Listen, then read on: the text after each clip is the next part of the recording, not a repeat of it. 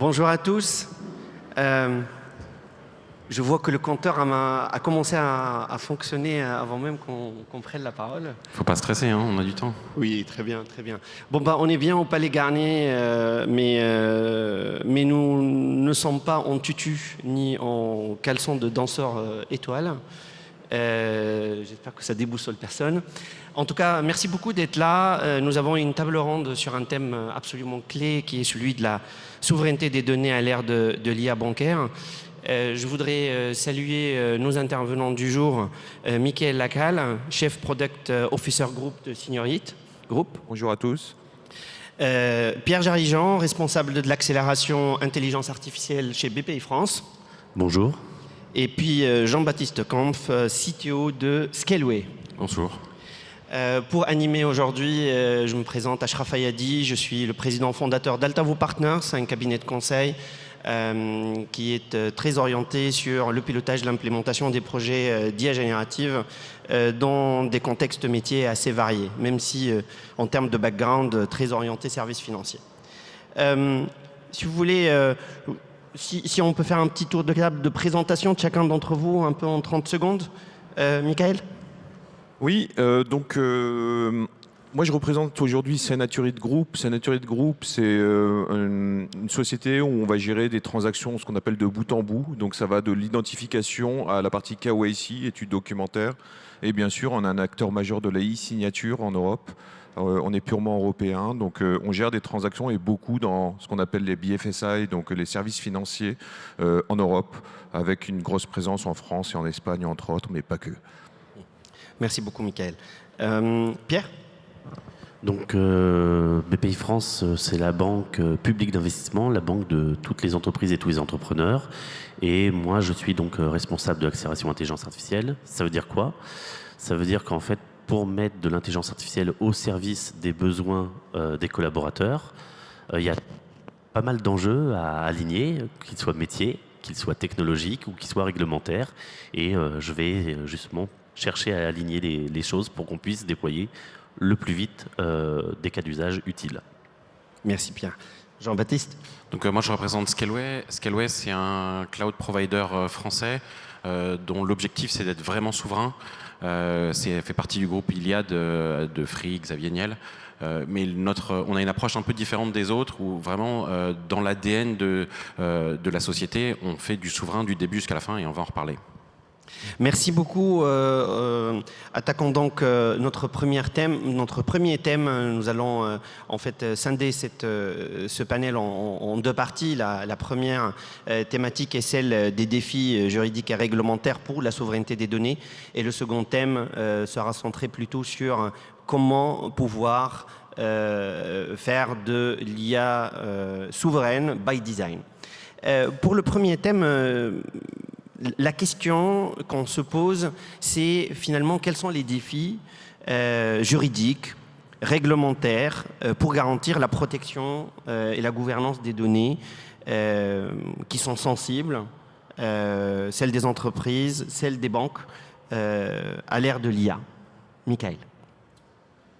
C'est un vaste sujet. Tout d'abord, j'ai envie de commencer en disant on a la chance d'opérer ça en Europe, où on a un cadre réglementaire déjà bien défini sur justement la souveraineté des données, l'interopérabilité des données au sein de l'Union européenne. Je vais utiliser quelques termes, je vais donner quelques références. Donc FIDA, par exemple, sur l'accès aux données financières, c'est ce qui arrive, mais aussi ce qui est déjà en œuvre. Je pense à la réglementation DORA aussi, par exemple. Et CRA, et je peux tous les passer, PSD2, PSD3, etc. Le message que je veux envoyer, c'est que aujourd'hui, il y a une interopérabilité entre toutes ces nouvelles réglementations qu'on peut voir comme des contraintes quelque part, mais qui sont finalement des opportunités pour les banques, pour harmoniser quelque part les process, mais aussi pour toutes les fintech qui vont pouvoir opérer sur la base de ça. On l'a vu, on a vu l'essor, par exemple, de l'open banking depuis l'ouverture des flux via PSD2. En conclusion, parce que c'est vrai que j'ai fait une réponse assez juridique sur l'approche marché, mais en conclusion, ce qui est important, c'est de bien comprendre qu'on a déjà un cadre réglementaire, on a également aussi des tiers de confiance qui sont opérés et identifiés dans le cadre de la réglementation eIDAS. Synaturite en fait partie, à travers différentes marques, anciennement Universign, Vialink et Ivinosis. Mais ce qu'il faut bien comprendre, c'est que justement, les tiers de confiance ont bien un rôle à jouer dans ce cadre juridique qui est déjà défini et pour pouvoir quelque part réglementer. On avance dans un environnement déjà pré-réglementé sur certains aspects de la donnée en tant que telle. Maintenant, sur le processing de la donnée et quel type de données on va pouvoir processer, là, il va falloir vraiment approcher ça sur l'utilisation d'une IA en interne, l'utilisation d'une IA à des fins de clients finaux, donc du B2C typiquement, du retail. Et c'est là où finalement la réglementation est déjà, j'ai envie de dire, quelque part en place. Ce qui n'empêche pas, bien entendu, d'avoir un audit régulier, d'un design,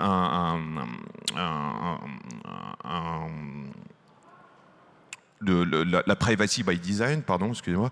Ce qui est important, et finalement, là où toute cette réglementation, quelque part, nous force déjà ces audits-là. C'est déjà des choses qui sont en place, c'est déjà des choses qu'on opère, vous, en tant que prestataire de services financiers ou banquier, c'est déjà des choses que vous faites régulièrement. Donc j'ai envie de dire, il faut continuer à suivre et la réglementation va quelque part ouvrir et favoriser l'adoption de ces nouvelles technologies pour en faire un bon usage. Merci beaucoup, Michael. C'est là où je me pose la question, Pierre, mais finalement, un cadre réglementaire qui est déjà bien posé dans l'environnement, quel impact peut-il avoir sur l'innovation, justement, dans les projets IA ? Alors oui, comme on le dit, on est au Bank Tech Day, donc on est quand même dans une industrie extrêmement réglementée et on ne découvre pas les contraintes avec l'arrivée de l'IA et de la réglementation liée à l'IA. On a parlé, Michael parlait de réglementation très financière, mais il y a aussi le règlement général sur la protection des données et le secret professionnel. Enfin, il y a beaucoup de réglementations qu'on respecte tous, enfin j'espère, et pour lesquelles on est organisé. On a des process qui sont déjà en place. Donc, je ne vais pas noircir le tableau en disant on ne peut pas innover avec la réglementation, on ne peut rien faire. Non, on peut faire, on a l'habitude dans notre industrie d'innover sous contrainte. Et donc on continue à le faire. Ce qui change un petit peu quand même, c'est quand même ce côté compréhensible par tous et donc démocratisation de l'intelligence artificielle générative. Ce qui fait que là où avant, on leur disait c'est pas possible, la techno est pas prête. Là, nos collaborateurs, nos utilisateurs, ils nous disent si, ça marche. Moi, je le fais dans ma vie perso, mes collègues, mes copains me racontent dans leur boîte, etc., etc. Donc, on a une pression qui est beaucoup plus forte. Et donc, nous, en tout cas, chez BPI France, on a adapté un process qui existait déjà, qu'on appelle notre process d'open innovation. Il n'est pas toujours open au sens, des fois, on innove tout seul, mais on a un process et on l'a fait bouger pour intégrer justement cette nouvel aspect et un nouveau questionnement qu'apporte l'intelligence artificielle générative. Et c'est un process holistique, comme on dit. Il n'y a pas que des techs, il y a aussi des métiers, il y a notre DPO, il y a notre conformité, il y a nos juristes, etc., etc. Et donc, on a fait bouger ce process qui nous permet justement de cadrer nos projets innovants en 2 temps. D'abord, on fait un encadrement à minima pour sécuriser ce qu'on appelle, nous, un POC. Les puristes diront que c'est des fois plus un POV, Proof of Value, que Proof of Concept. Et c'est sur cette base qu'en fait, on décide, à la sortie de cette expérimentation, si ça crée suffisamment de valeur par rapport aux embêtements qu'on pourrait avoir, à savoir comment on va passer à l'échelle d'un point de vue coût, complexité, réglementation. Et donc, ça nous permet d'avoir une approche innovante, contrôlée. Je ne dis pas que c'est simple tous les jours, mais on peut innover aujourd'hui dans notre secteur avec de l'IA. Merci beaucoup, Pierre. Jean-Baptiste, il y a une réglementation déjà posée, il y a des défis à l'innovation concrète qui se posent. Comment ça se traduit technologiquement parlant pour assurer justement le respect à la fois de la réglementation mais des ambitions d'innovation ?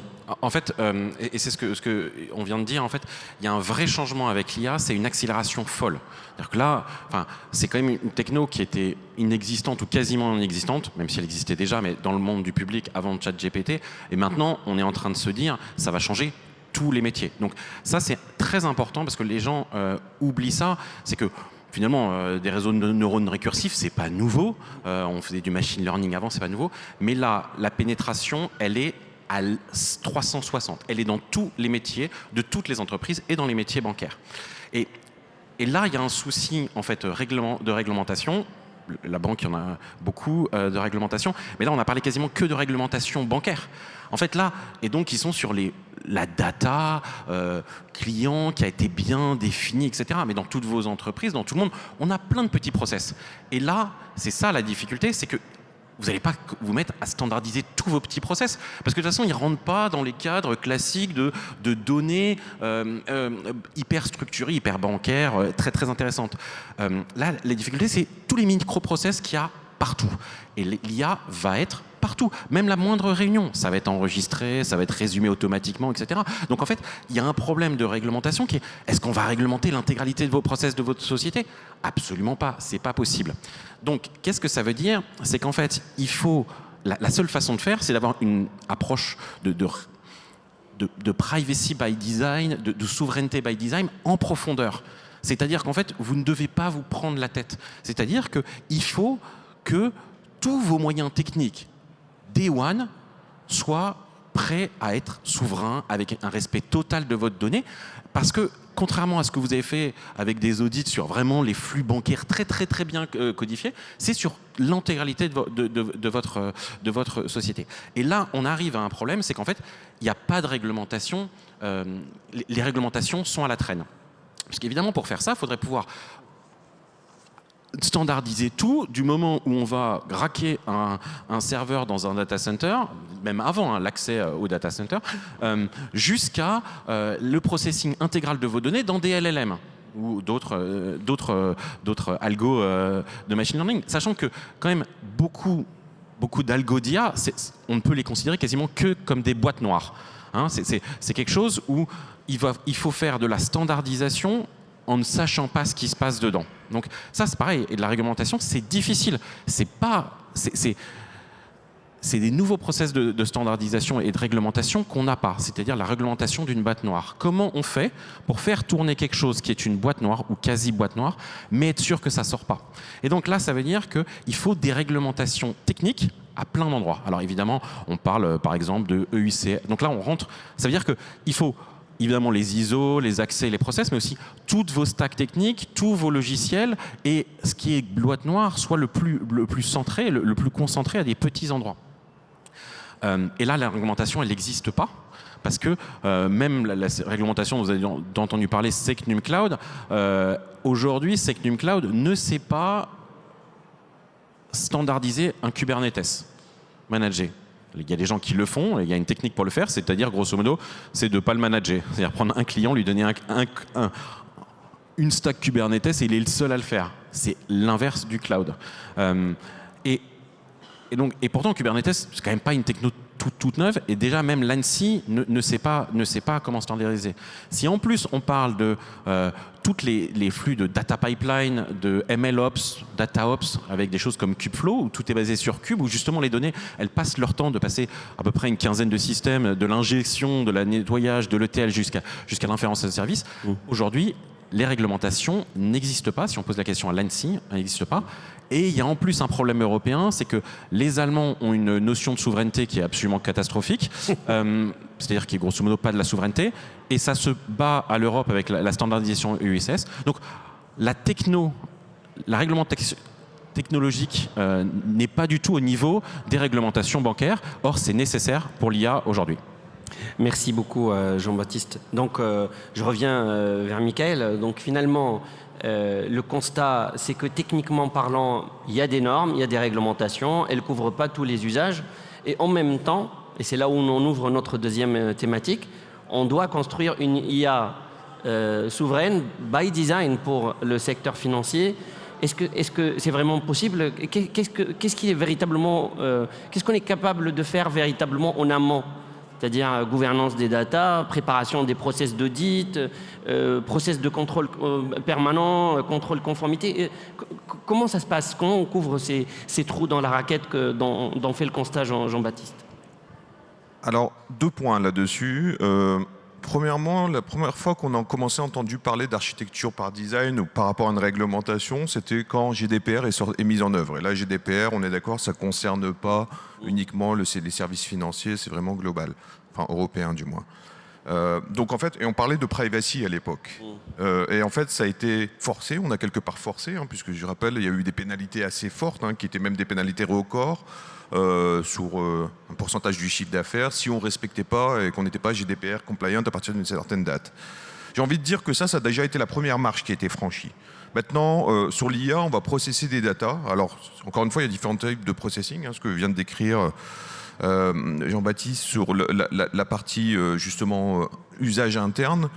Mais j'ai envie de dire, aujourd'hui, on est dans un événement Bank Day et j'ai envie de parler de risk management, qui est le métier finalement des banquiers. Ils savent gérer ce risque-là, donc on ne va pas opérer le même risque si on expose toutes les données bancaires de tous les utilisateurs, de tous les clients, donc avec un risque systémique associé, que si on a un risque sur un processus interne dans une banque ou sur un développement ou sur un bout d'IA. Je minimise pas, je dis juste que pour y aller, il y a bien sûr une architecture et une approche by design qui doit être mise en œuvre pour, et je rejoins votre point, hein, sur justement que n'importe quel microservice puisse adhérer à cette architecture. Mais j'ai envie de dire que les fondations sont déjà là. GDPR a déjà mis en place un certain nombre de fondations. Il y a GDPR 2 qui va entrer en force également bientôt, qui va apporter un complément finalement à cette réglementation, au même titre que d'autres réglementations qui ont évolué dans le temps. Et en fait, tout ça, ça va favoriser quelque part l'adoption de l'IA et rendre quelque part que ce soit les banques ou les services financiers ou les fintech un peu plus confiants dans un cadre réglementaire pour pouvoir opérer de l'IA dans leurs services. Merci beaucoup, Michael. Donc finalement, tout ça, enfin, je vois mal comment une banque toute seule pourrait résoudre toutes les problématiques aux questions qui sont posées ici, tant réglementaires que techniques. Donc il y a peut-être une logique d'écosystème à monter, quelque chose à faire là-dessus. Je ne vois absolument pas où tu veux en venir. Non, mais on a un peu préparé. Et je ne vais pas parler pour toutes les banques parce qu'il y a des banques qui ont plusieurs centaines de milliers de collaborateurs et qui peut-être peuvent se dire moi je suis capable de gérer toute la chaîne de valeur de l'intelligence artificielle en interne. Bon courage, tant mieux pour eux. Moi, je connais mon entreprise, je connais BPI France. On est un peu plus de 4000 collaborateurs et on ne peut pas faire ça. Et on ne veut pas faire ça. Donc, la conviction qu'on a, c'est qu'il faut bien se connaître. Il faut savoir où sont nos forces. Il faut savoir ce qu'on sait faire, c'est quoi notre valeur, et où est-ce que on a besoin d'être accompagné. Et donc, le métier de banquier et les données qu'on produit, c'est ça finalement notre valeur. L'intelligence artificielle, je ne prétends pas qu'on ait une entreprise d'intelligence artificielle chez BPI France. Et on a la chance, en France, justement, d'avoir un énorme écosystème IA sur toute la chaîne de la valeur. Ce que beaucoup de pays ne peuvent pas dire. C'est-à-dire que nous, de la partie la plus basse, et on a des représentants autour de la table, jusqu'à la partie la plus haute, et on a des représentants autour de la table, on a des compétences, et même des gens qui ne font pas d'IA et qui vont juste sécuriser la chaîne de la valeur de l'IA. Et on en a plein aussi. Donc en fait, ce qu'il faut, c'est que chacun se dise, moi, je vais investir sur une partie de cette chaîne, en disant, c'est là où moi je suis bon, c'est là où je ne vais pas trouver chaussure à mon pied à l'extérieur. Et pour le reste, il faut s'appuyer sur cet écosystème. Et j'en profite, il y a 2 radars qui existent. Il y a le radar France Digital et le radar de la cartographie Hub France IA, qui vous permettent de trouver à peu près toutes les entreprises françaises de l'IA en France. Donc voilà, mon point, c'est vraiment ça, c'est pour y arriver, on ne peut pas y arriver tout seul, en tout cas quand on n'est pas une banque à dimension mondiale, et on s'appuie sur l'écosystème qu'on a en France.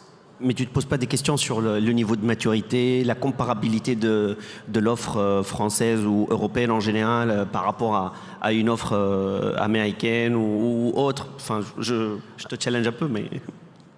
Je traduis, et tu me dis si j'ai pas bien traduit. Est-ce que les modèles européens sont aussi bons que les modèles américains ou chinois? C'est ça la question? Non, pas sur les modèles spécifiquement, okay. Sur tout l'outillage disponible. Non, sur tout l'outillage. Au contraire, c'est ce que disait Michael. On a l'habitude d'avoir des réglementations compliquées. Donc, on a l'habitude d'avoir des entrepreneurs qui se disent « Attends, dans cette chaîne de la valeur, il y a un truc à faire. Donc, on a des gens qui se disent, tous les entrepreneurs de l'IA en France ne disent pas je vais faire un LLM. Et ça, c'est super. Y a de la place pour tout le monde. Et on est plus culturellement, je pense, mieux armé que d'autres pays là-dessus. D'accord. Merci beaucoup, Pierre. En fait, il y a des réglementations qui sont peut-être un tout petit peu plus compliquées, mais il y a de l'ambition, il y a un écosystème. Est-ce qu'on est véritablement, d'un point de vue technique, sur la stack technologique, on est vraiment prêt à assurer, by design, la souveraineté des données dans le secteur financier ? Oui, pour une fois, on a pris le virage. La France a quasiment toute la partie IA, quasiment, je dis quasiment parce qu'il y a encore un petit sujet au niveau des puces, mais il y a même déjà pas mal de startups là-dessus. On a notamment Vessora qui a annoncé hier ou avant-hier avoir levé. La France a pris ce virage, et d'ailleurs, et ça c'est dû vraiment à cette habitude un peu mathématique des écoles d'ingé. Et d'ailleurs, quand on regarde, même chez Meta, même chez Google, chez DeepMind, chez OpenAI, il y a beaucoup de Français. Beaucoup de Français qui ne vivent plus en France. Mais donc on a quand même cette culture. Et là, sur l'IA, en fait, on a vraiment pris ce virage. Et donc on a des gens qui travaillent sur les chips, on a beaucoup de compétences mathématiques pures, d'enseignement, beaucoup de chaires, et beaucoup d'industries qui ont compris le besoin.